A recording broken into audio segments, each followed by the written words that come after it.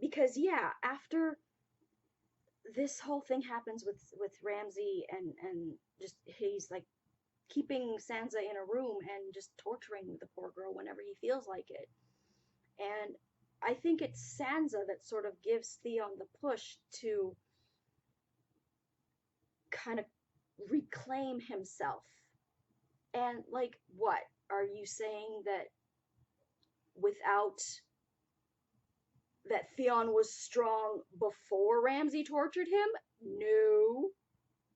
Hell to the no. He was an arrogant little conceit. Like, he wasn't a bad character. He wasn't a villain, but he was an arrogant, conceited little shit who, yes, he cared about Robb and thought of Robb like and like the Starks as his family or as the family he wanted to be a part of.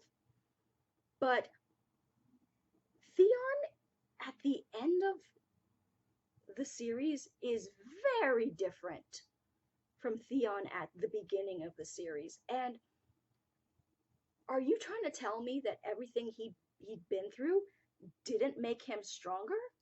How dare you? So yeah, just so that is sort of like the impetus of Theon sort of like regaining some of his self in seeing what is happening to Sansa. Um, so eventually he gathers up enough of himself, of his courage, thanks to his desire to want to help Sansa and make up in some small way for the horror of his betrayal. He helps Sansa escape. Um, now, it's just the two of them. I ship it. I ship it. I ship it. And even though like it's so painful, it's so painful when they're in Winterfell, and like having to do with Ramsay and everything, and then but he manages to help her escape, and he's going to um, help her, and they meet up with Brienne, and Brienne is going to help Sansa to go to where Jon is, because Jon, in the beginning, gets sent off to the Night's Watch, which is sort of like this. They guard the wall that separates the North from the South, and it's sort of like this penal colony, I guess, where like if that's where like you send your sons in exile, like if they've committed crimes or whatever, or if you just um, want to uh, want your sons to just like not if they've done something shameful or what have you, or if you can actually like go there, I guess voluntarily. You can want to go and guard the Night's Watch, this wall. Join the Night's Watch and guard this wall, which is a wall that was built to keep out zombies. But the zombies are awake and they're coming. So there's that.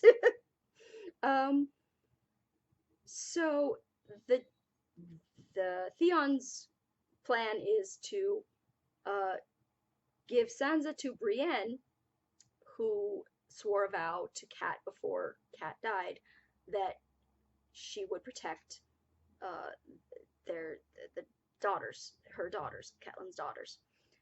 So Brienne still has to find Arya, but Theon manages to get Sansa to her, and they're gonna go and to the wall and to the Night's Watch and find Jon. And Theon decides that he wants to go back home to the Greyjoys. God knows why. Well, okay, there's the whole like if Jon Snow sees Theon after what he's done, that Jon will kill him, which is a legitimate legitimate possibility. So Theon goes back to Pike. The island is called Pike. And but on his way back, turns out his father is killed by his uncle. Now, I hated Euron Greyjoy, but God, he was entertaining. He was just this smarmy, just oh my God, just yeah. So Euron decides that because Yara originally, so Euron kills his brother, Euron Theon's father, and Yara is like, okay, so then I guess I'll be queen now. But then Euron shows up and is like, yeah, surprise! Like, no, I was his brother, so I'm gonna be king, and I don't want you two bothering me, so I'm gonna kill you both, Yara and Theon, who when Yara and Theon get reunited, I like Yara, but I thought she handled Theon all wrong. All wrong, because she was actually mad at him for not coming with her when she tried to rescue him. And then when he tells her that he escaped with Sansa, yes, I can understand her being upset. Like, I tried to save you and you wouldn't come with me, and then you ended up escaping on your own. Like, why did you not come with me if you were, like, okay enough to kind of escape on your own? Yes, I understand that. I understand her being angry about that. But she knew how broken her brother was. And she just, I felt like she wasn't, she didn't give him the care that I thought she should have. She was all like, okay, I need you to snap out of it now. If you're not going to snap out of it, then I need you to go and, like, slit your wrists and, like, kill yourself if you're not going to, like, be of use to me. Like, whoa, give the boy some time. Like, I liked Yara, but I thought she was way too harsh with Theon. So they escape their uncle and decide that they're gonna go and unite themselves with Daenerys, who is, now that, like, you know, Jason Momoa is dead, and she's her brother is dead because he tried to he was just an a-hole and tried to kill her and the baby that she ended up losing anyway. And so Jason Momoa killed him for threatening the mother of his child. So she's the one who is determined to go and get the Iron Throne, and Yara decides that the armies that are loyal to her are going to go and help Dany in that goal. And so Theon is going with them to help Dany get the throne. So Sansa gets with Brienne and goes and gets reunited with Jon, and it's beautiful and wonderful. And decides that they're going to take back Winterfell from the Boltons and make them pay for betraying them, which is all good and wonderful, except they don't have a big enough army. And then it's discovered that Ramsay took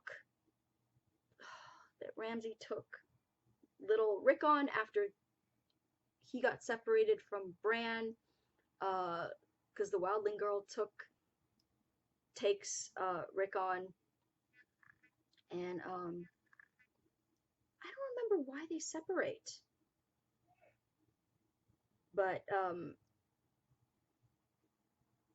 Bran and their their sweet giant named Hodor, who has also like grown up in Winterfell and sort of been there, like he takes care of the animals and he's like their kind of their servant. So Bran, Hodor, and they meet up with these two um, kids, Mira and I can't remember his name, but he's the kid from Love Actually. I can't remember his name right now. I remembered it once and then it went away. Um, so the Mira and the kid from Love Actually, um, like the kid from Love Actually has like these powers and like visions, where he's he's they're there to like they're there to help Bran, and the zombies are back and coming after them because the Night King, who's the head of the zombies, wants to kill Bran.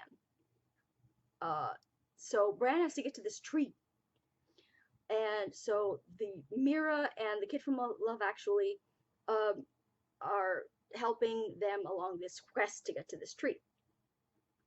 Um, so Rickon and the Wildling, they split from them, and Rickon gets taken by Ramsay. They get captured.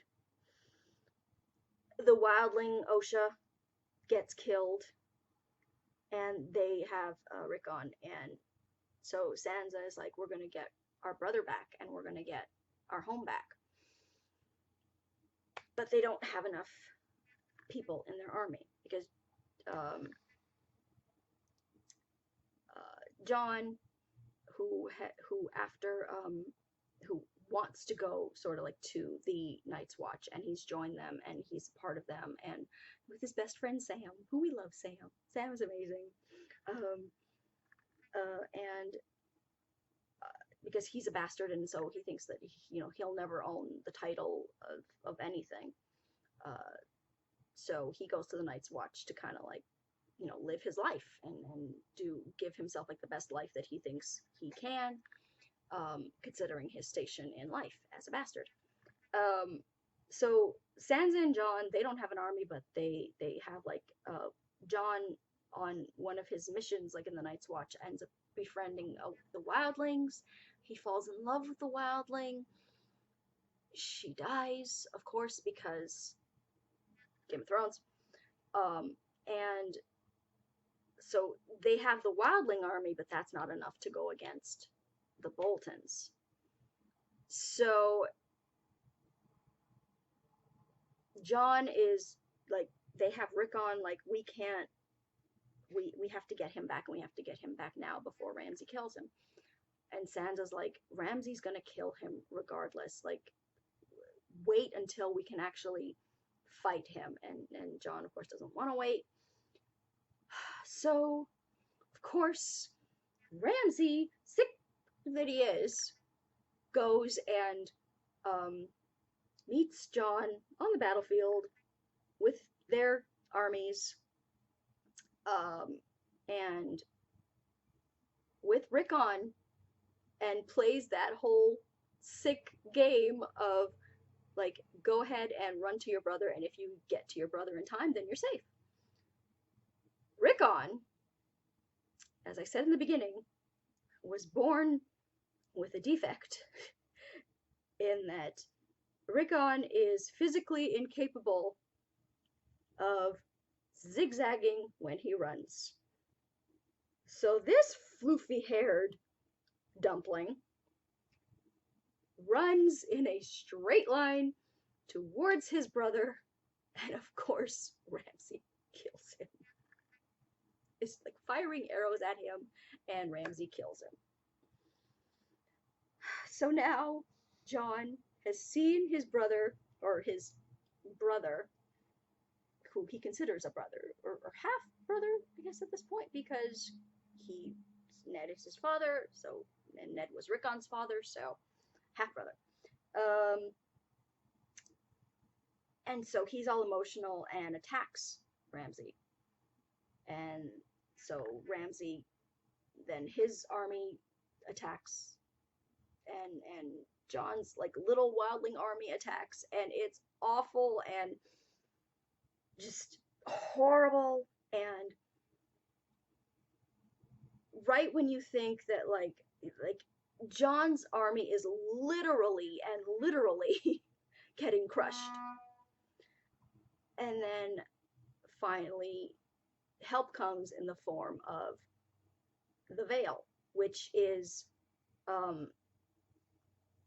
the army of Sansa's aunt and Sansa's, I guess, cousin, the breastfeeding the breastfeeding preteen who we saw earlier in the season, is now a little bit older, but that was a hilarious scene, where Kat goes to ask her sister for help, and her sister says no, and this kid who's at least 12 is like breastfeeding on her. So that was a much needed funny moment. So this family, who is now run again by Littlefinger because Littlefinger killed the aunt, comes to Sansa's or Jon Snow's aid and helps them defeat the Boltons. Now, Sansa, of course, hates Littlefinger at this point because Littlefinger sold her to the Boltons. And he tries to pretend that that he didn't know like what Ramsay was like, and if he did or didn't know it, like it doesn't matter, like, because he betrayed Sansa. But it was sort of at the point where Sansa knew she needed his numbers. So Littlefinger is back in the picture, and they defeat the Boltons, and it's awesome. And Jon is like just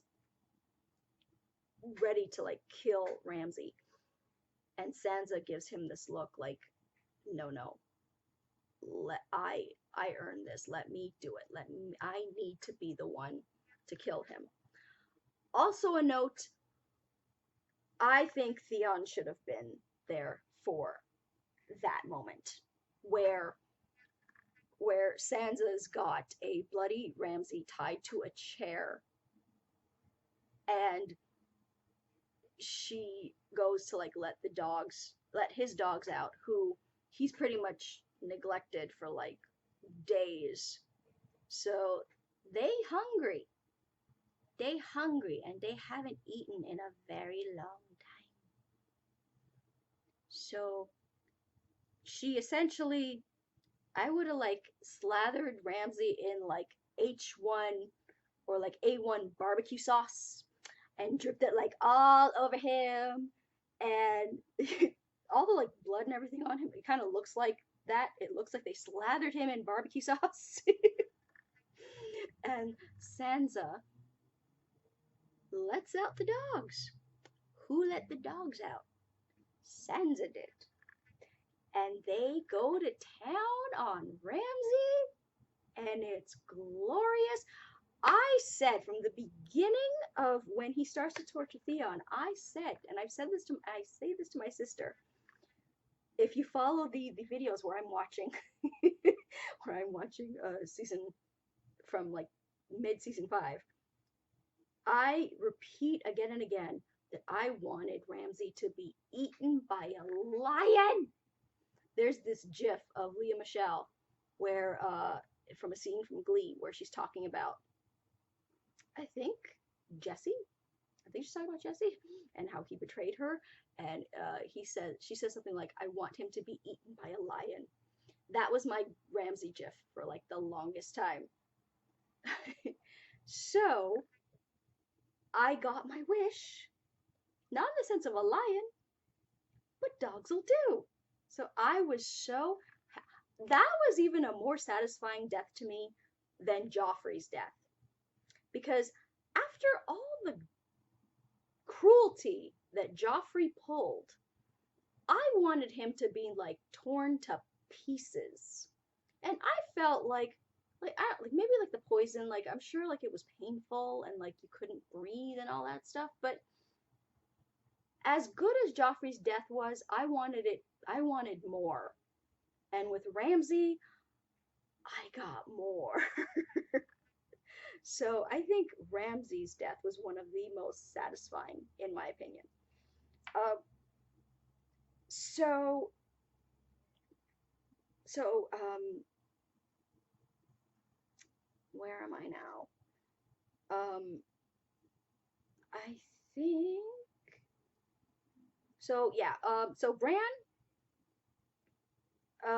gets to the tree where he was supposed to get, and right before they get to the tree, they get attacked by the zombies, these White Walker people, and um, the poor kid from Love Actually dies, which was so sad. Um, and but they make it like with his death, they make it to the tree. They make it into the tree, and it's some kind of magic tree because the White Walkers can't get in there. And they find a man in a tree. The man in the tree says that he is a bird, and that he is the three-eyed raven, which is like this throughout Bran's years. He's had these recurring dreams about chasing this three-eyed raven. And one of the first things that the kid from Love Actually says to him is that you'll never kill the three-eyed raven, you'll never catch the three-eyed raven because the three-eyed raven is you. So the kid from Love Actually knew that Bran was supposed to get to that tree because he was going to become the three-eyed raven. Now, in this tree, there are these like spritey Keebler elf-looking creatures who we learn actually created the White Walkers because of that humans were trying to kill them, the Keebler, spritey, Tinkerbell-looking elf people. So they created the White Walkers to fight against the humans. And boy, howdy, do they ever. Because now all the White Walkers want to kill the humans. So then they managed to, or they thought that 1,000 years ago that they had defeated the White Walkers, but they were actually put like to sleep or something, and now they're awake and then they're coming for the humans again. So there's the old man in the tree who calls himself the Three-Eyed Raven, and Bran's visions get more and more elaborate and detailed and understandable, in that he finds out, he gets a vision of his father when his father was young, and the story they'd always been told was, as children, was that his father's sister was kidnapped and raped by Daenerys's brother, and because his father's sister was supposed to marry Ned's friend Robert, who became King Robert, Cersei's husband. And King Robert was obsessed with Ned's sister and was like in love with her and all this. But it turns out that Ned's sister wasn't raped by Dany's brother. Dany's brother, not the douchey brother, but the brother that died. Before the show starts. The brother that was married to Prince Oberon's sister, who the Mountain killed. The intricacies of these plots and how they like all tie together is just amazing. So Ned's sister and Dany's brother Rhaegar didn't actually rape Ned's sister Lyanna, Rhaegar and Lyanna actually fell in love. And Bran sees this vision of Ned going up to rescue his sister, and he finds his sister bleeding to death after having given birth to a baby boy. And Lyanna tells Ned that this baby boy was Rhaegar Targaryen. And that if Robert were to find out that this baby existed, then he would kill the baby. So she asks Ned to take the baby and raise it as his own. So Ned, but never tell him the truth, never tell the truth about his actual parentage. So Ned, having gone off to war,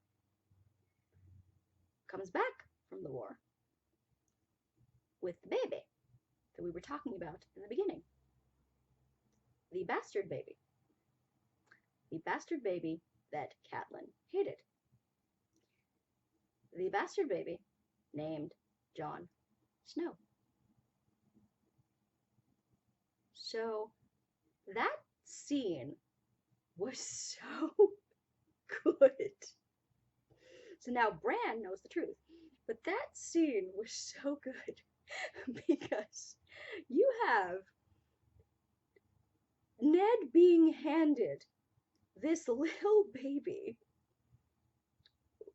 and just the baby's face. The baby looks concerned. The baby looks worried.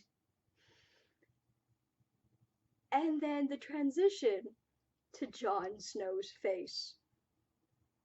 Jon looks concerned. Jon looks worried. And it was just, that face could not belong to anybody but Jon Snow. So I don't know where they found this baby, but it was just amazing. Like, they picked the perfect baby to play a baby Jon Snow. Yeah, so now Bran knows the truth. Jon, in the meantime, knows that the White Walkers are coming.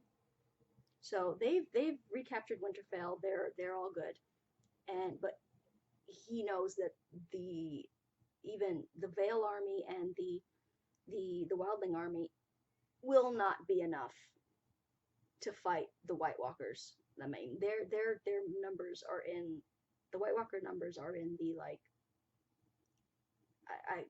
millions? Like hundreds of thousands.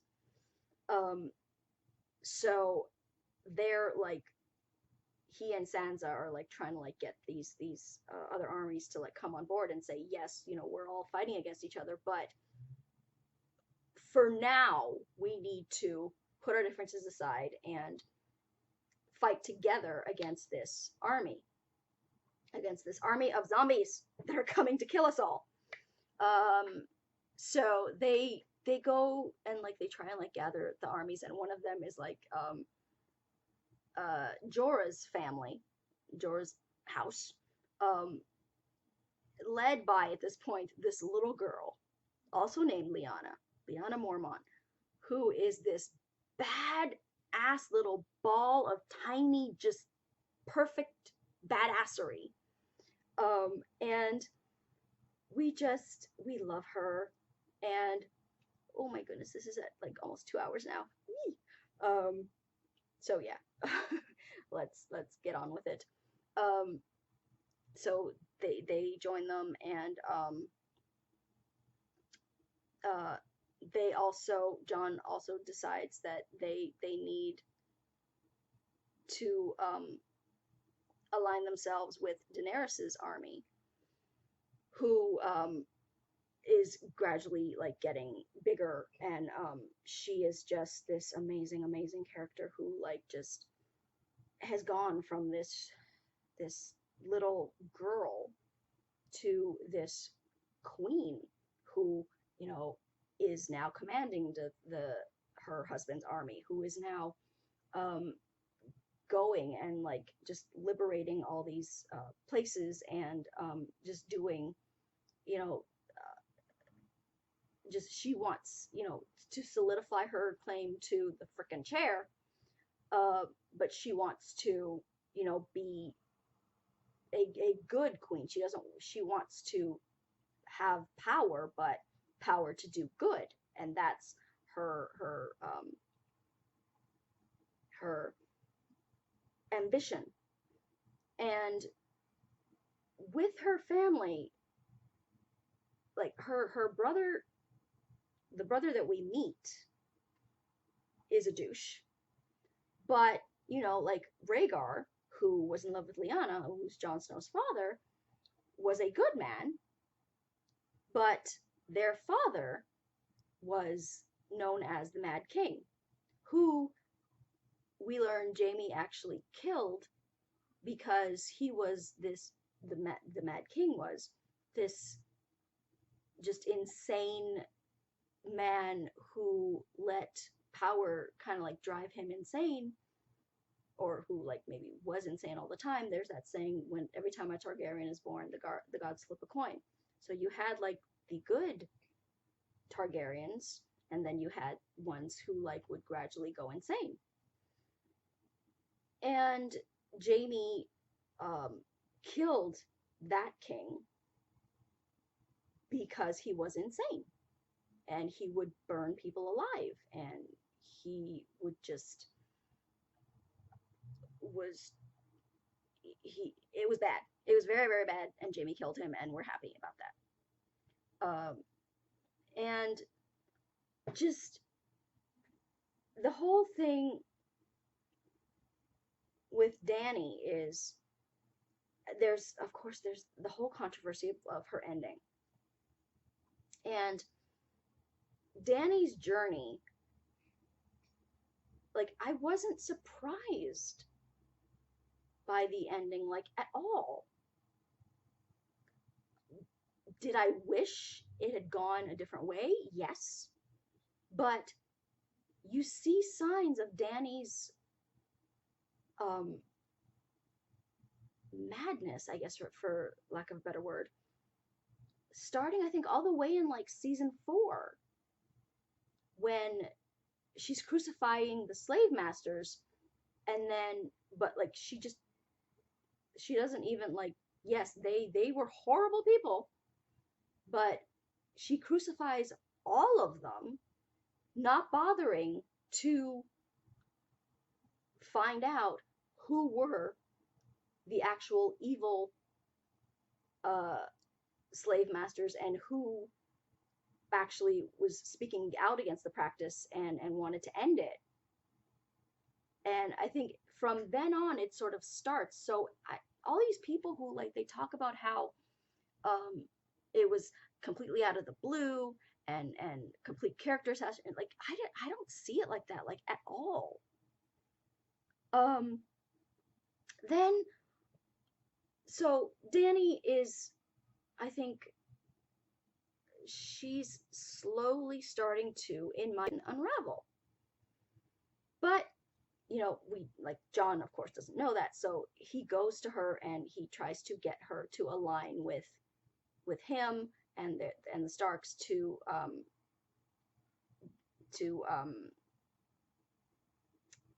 help fight against the White Walkers. And again, like, he tells her, girl, zombies. And she's all, okay, I'll help you once you bend the knee and swear your loyalty to me. And the thing with the people in the North is that they don't want to swear allegiance to anybody. They want to be up in the North, leave them alone. They won't, like, you know, they don't want to engage in like any like political crap that's going on like in the South. Um, so there's that friction between them, but of course there's also an attraction there, and it's it develops and it's beautiful and I ship it, and I don't care that technically because because Jon is actually a Targaryen, that they're actually related. I don't care.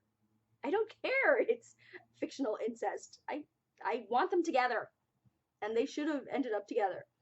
Um, so they fall in love, and then Dany, you know, because she loves Jon, agrees to help him fight the White Walkers, even though he doesn't help.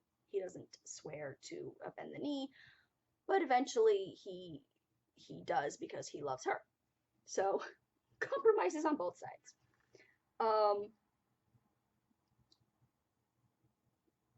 So Bran, once he gets this, he also gets a vision of going in like among the White Walkers, even though the old guy in the tree tells him that, you know, you can't keep warging, which is like what he like sort of like zones out, goes into like a trance, and is able to see like all these things that have happened. And he, you know, once you do that, like you want to keep doing it because you want to keep like seeing all this like amazing, having all these amazing visions and stuff. But the guy in the tree is like, you know, more often you do that, it's not good because you might not be able to come back. But he does it, and he's able to see where the White Walkers are. But something happens in the vision where the Night King actually sees him and grabs him and puts his mark on him so that they can find where Bran is and kill him. So now they're coming after Bran, and the tree isn't safe anymore because the Night King's mark is on him, and so that's kind of like a key for the White Walkers to be able to get into the thing. So they attack, the White Walkers come and attack the tree, and in one of the most heartbreaking scenes, our beautiful, sweet giant Hodor sacrifices himself to keep the White Walkers back while Bran and the girl Mira escape. So they Dany comes and is like with Jon and agrees to help and all that like good stuff. And they try and get Cersei on board by capturing one of the White Walkers to show her the threat that they're facing. Cersei says that, okay, yeah, she's going to help them, but then does a 180 and says that no, she's just going to let them kill each other, and then she's going to like run the whole thing. Cersei at this point, after Joffrey died, and Margaery, who was Joffrey's wife, I guess at the point they had gotten married already. After Joffrey dies, Margaery was going to marry her Cersei's son Tommen, who was the sweetest boy. He just wasn't, like, he was everything that Joffrey wasn't.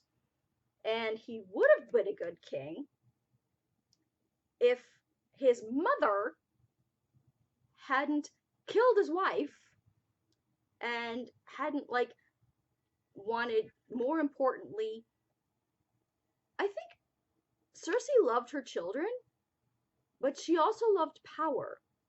So she wanted Tommen to be king, but she wanted Tommen to be king in a way that would let her still be, you know, the queen. Like, she still wanted to run everything, and sort of like keep Tommen on her leash, whereas Tommen would be like the king and Cersei would still be like in charge of everything.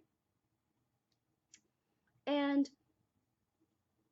so then she kills Margaery. Tommen, God bless him, has always remained a sweet summer child. He can't handle it, so he kills himself. After the Mountain kills Prince Obi-Wan Kenobi, his wife ends up killing Cersei's daughter. So all of Cersei's children are dead. So at this point, Cersei is starting to go a little cuckoo magoo herself, and the wine's not helping. Because Cersei's drinking her a lot of wine. So she thinks that if she just lets the six kingdoms kill each other and like get obliterated by the White Walkers, then she can like be the queen of it all and like retain her power and happy days.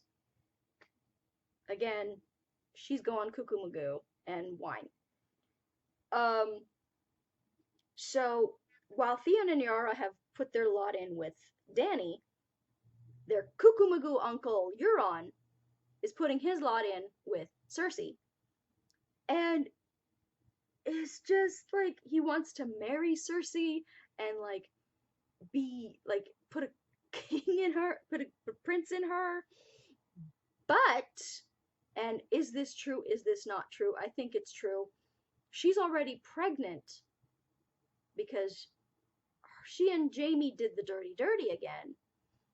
After Joffrey dies, and apparently that was weird. They got it on, and they had grief sex. So Cersei gets pregnant again and kind of uses that to manipulate Jaime, because Jaime had been pulling away from his asshole-ish ways. He, in the beginning, gets captured by the Starks and manages to escape, but Brienne catches him. Brienne, who at this point was working with Cat after Renly died, and she meant to like bring Jaime back to the Starks, I think, or road trip. Jaime and Brienne, and Brienne as his captor, go on this journey, and slowly Jaime starts to kind of redeem himself and become this like better person with Brienne, and it was just like so good to see, and such a good storyline, and so well done in my opinion, that you get Jaime being redeemed. And again, the end of the season, everybody talks about character assassination and all this stuff. I completely disagree. And I'll tell you why when we get everybody together at Winterfell. So Jon and Dany fall in love, and Dany agrees to bring her army to help Winterfell, like, with the battle against the White Walkers that are coming. Arya, in the meantime, has been having her own amazing journey of, just becoming this like amazing, better fighter, and so she comes back when she finds out that Sansa has retaken Winterfell, and it's such a good, like, just their reunion, because these are two women who there's been friction against each other. They love each other, but you know, like they've had their issues with each other. And Littlefinger does his best to keep that friction there. He does his best to pit them against each other. So he has like these like little schemes where like he does things where like Sansa will be suspicious of Arya, and he does things where like Arya will be like suspicious of Sansa. Um, but then gradually you learn that the two of them, Sansa and Arya, catch on to what Littlefinger's trying to do. And that he wants to pit them against each other the way that he pit Cat against her sister. Um, and there's this amazing scene where, oh, also, Arya takes vengeance against Robb's killers, the Frey family. She takes beautiful vengeance against Walder Frey and his men, and kills them, and it was so good. It was so good. But when Arya and Sansa catch on to what Littlefinger's doing, they set him up to think that Sansa is going to arrest her sister and put her on a trial for betraying the family and blah, blah, and like just yeah.